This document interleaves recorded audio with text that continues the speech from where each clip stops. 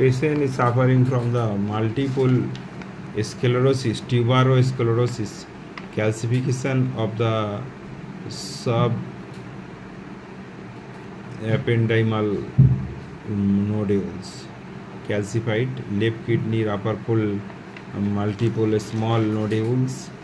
All body are covered by the nodules.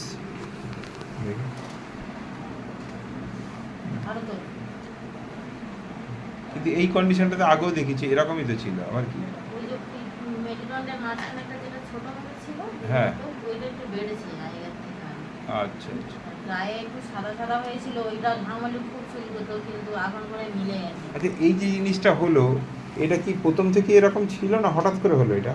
এটা ছিল তখন সবার প্রথমে যখন ছিল একটুখানি মতো একটা ছিল, সবাই বলে কি আম পাতা বেরিয়েছে, তারপরে থেকে যেটাকে আমবাদ বলে। হ্যাঁ।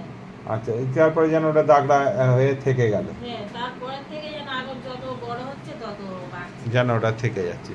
আর এখনো বেসিক্যালি কোনোদিন কোনো ভায়োলেন্ট কোনো কষ্টে পড়েছিল, অজ্ঞান হয়ে যাওয়া, হওয়া কিচ্ছু তো হয়নি? এসব কিছু না। আশা করি এটা অনেকটাই সুস্থ হয়ে নর্মাল জীবনযাপনও করতে পারবে।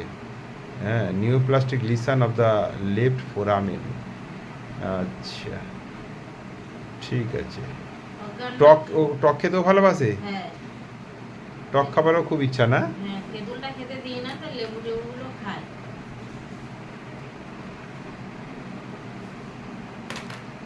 ঠিক আছে, এই ওষুধগুলো খাক, এতেই তো মোটামুটি ওর চলে যাচ্ছে, এতেই তো মোটামুটি ভালো আছে বলতে হবে।